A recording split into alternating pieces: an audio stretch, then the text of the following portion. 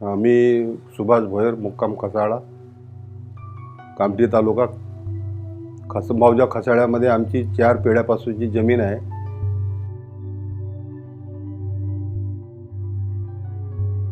अगोदर आम्ही शेती करत होतो. बाप दादापासूनची आमची शेती इथंच आहे. 50-100 वर्षापासून आमची शेती आहे इथं. आम्ही करत होतो. आता हे 10 वर्षापासून हे नवीन पॉवर प्लांट बनला, त्याच्यामुळे आमची शेती याचमुळे खतम होत गेली. धीरे धीरे फसल कमी होत गेली. त्याच्यानंतर आमचं झिरो बजेट. हजार रुपये आपण शेतीमध्ये लावले तर 100 रुपये बी आपल्याला मिळत नव्हते.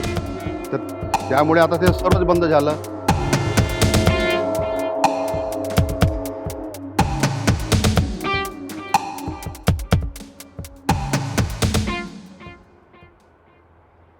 आता कसं, आता जसं बोरिंगचं पण पाणी काही पिण्यालायक आहे नाही, नळाचंही काही पाणी पिण्यालायक आहे नाही. अगोदर म्हणजे 5 रुपये देऊन पाणी म्हणजे आपल्याला आणावं लागत होतं. पाण्याचा खर्च वाढला तो, कारण की कसं मुलांना म्हणजे जसं पोटाचा त्रास होता, त्यामुळे जसं आपण पाणी जसं खर्च करून पाणी म्हणजे जसं आणून राहिलो, त्यामध्ये आपले महिन्याचे 500 रुपये चालले पाण्यामध्ये पण.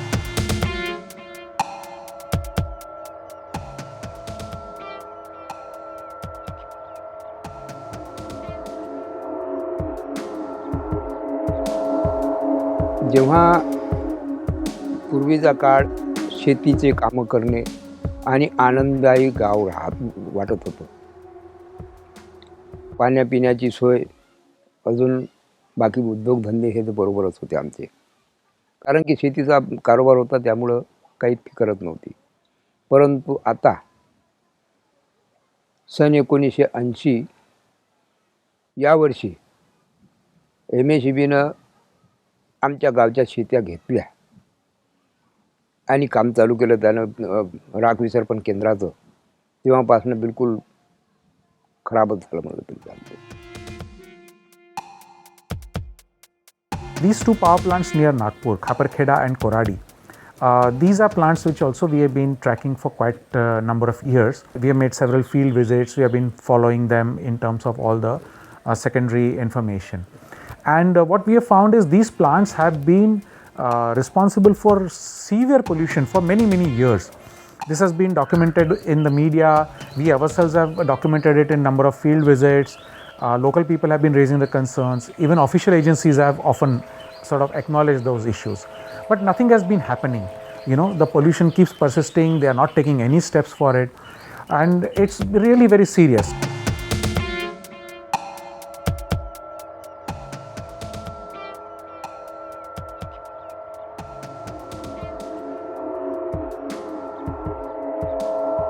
The water samples that we collected and we analyzed from an accredited laboratory, we found out that mostly all of the samples have failed. It is not fit for human consumption, it is not fit for the livestock, it is not fit for the agriculture purposes. So overall, I think the fly ash that is coming out from the thermal power plants is actually causing a lot of it has a very devastating impact on the people and their lives and their livelihoods. Plant की वजह से, राखड़ की वजह से उसको तो उसने बोया भी, लेकिन राखड़ आने के बाद में वो फसल को खा जाता है, ऊपर बैठा रहता है, तो फसल जैसा होना जैसे खुलने वाली वैसी फसल होती नहीं है. फिर उसके ऊपर में जंतु रोग भी आ जाता है उनके पीछे में. वो फिर फवारे ववारे कुछ मारते हैं बेचारे वो लोग. अभी वैसा देखा जाए तो उसकी फसल बराबर में रुपया नहीं मिल पाता उसको. राखड़ जब हवा धुन आती है तो घरों में उड़ के आ जाती है पूरी की पूरी राखड़, तो दूषित प्रमाण हो जाता पूरा. खांसी उसी. अभी हमारे घर में बकरियां है, कुछ लड़के ने पाला है, लंगड़े लूले हो गए सब चारे के ऊपर से खा के. अभी घाटा ही घाटा हो रहा है. पैर में मुंह से छाले आ गए हैं बकरियों को. जानवर भी कुछ बीमार हो गए बस्ती में यहाँ पे. पॉल्यूशन जो है it is through water, air and soil also. रोज के केसेस है वो skin disease is very common. Skin disease इतना ज़्यादा हो गया है, कैटल्स में बोलो, स्मॉल एनिमल में बोलो, मतलब it is due to pollution only. The feed they are getting ingested जो कर रहे हैं वो फीड, तो उससे क्या हो रहा है, ये पॉल्यूशन का मेन जो थर्मल पावर प्लांट से जो पॉल्यूटेंट में mercury it is a toxin, और वो इतने ज़्यादा इसमें क्वांटिटी में वो फॉरेजेस वगैरह में स्प्रेड हो चुका। अब एनिमल यहाँ पे कैसे फीड इतना कॉस्टली हो गया है, लोगों के पास 50-60 जानवर है, वो चरने के लिए छोड़ देते हैं, फिर वो फॉरेजेस जो वो इनटेक कर रहे हैं, तो mercury is getting accumulated in their body, और उसके कारण क्या हो रहा है कि उनका मिल्क प्रोडक्शन भी डाउन हो रहा है, दे are getting anaemic.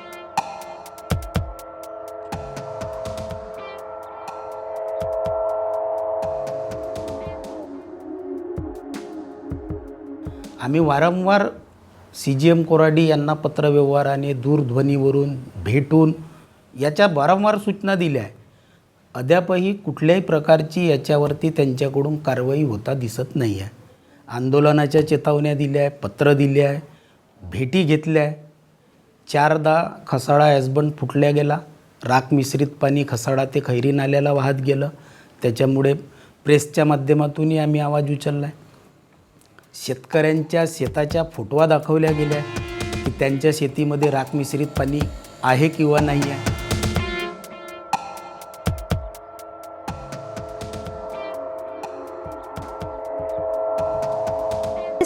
This report is definitely going to be shared with all important people who make decisions, and it is also going to be shared with Mahagenco, so that some measures have to be taken. So the thermal power plants have to comply.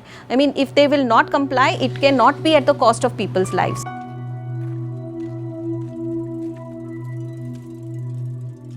हमने कई बार ग्राम पंचायत के माध्यम से या गांव स्तर से हमने अधिकारियों से बात करने की कोशिश की कि अगर हम आपकी दी हुई राख खा रहे, नाक के माध्यम से बोलो या पेट मुंह के माध्यम से हमारे शरीर में राख जा रही है, उससे कई तरह की बीमारियां हो रही है.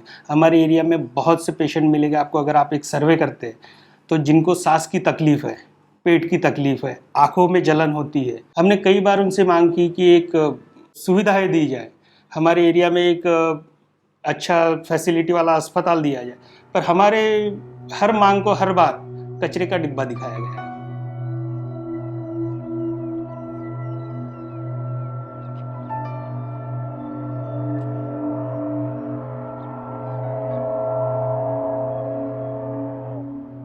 हमारे जो कुएं है हर साल में उन्हीं ने ये करना चाहिए हमको मदद पूरी.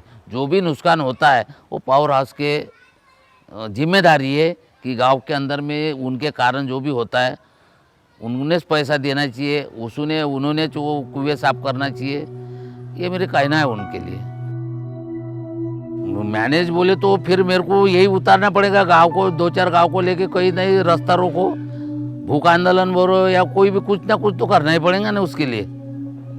चाहे सरकार को जाग आ जाए, आपकी मदद लूँगा, मीडिया की मदद लूँगा, ये तो करना ही पड़ेगा. आखिरी तर रस्ता वही आहे ना. आता पुन्हा हे डॅम बनल्यानंतर इथं हे जनावरं, डुकरं, हरणं याचा त्रास खूप वाढला, तर शेती करणं मुश्किल झालं. त्यामुळे मग आता पोट कायच्या भरोश्यावर भरायचं बा, म्हणून आपण हे आता वीट भट्ट्याचं काम चालू केलं आपल्या शेतामध्ये. तर ते बी आता वीट भट्ट्याचं काम चालू केलं 2-3 वर्षापासून. तर हे डॅम फुटणं, पाईपलाईन फुटलं, यायनं साईडले ड्रेन काढली नाही, त्यामुळे त्यांचं पाणी आमच्या शेतामध्ये येणं, मालामध्ये येणं. तर त्यामुळे आता ते शेतीचं नुकसान तर अगोदर होत होतं, पण आता आमच्या भट्ट्याचं बी नुकसान होत आहे. आता MECBनं आम्ही पत्रव्यवहार करून त्यांना इन्क्वायरी देऊन ते आले नाही किंवा त्यांनी काहीच आम्हाला रिस्पॉन्स दिला नाही. आम्ही एक तर कोर्टात जाऊ MECB विरोधामध्ये किंवा आंदोलन करू, नाही तर मग आत्महत्या करू. ह्या 3 पर्यायाशिवाय पर्याय नाही आम्हाला. मुलं बाळ कायच्या भरोश्यावर पालायची आम्ही.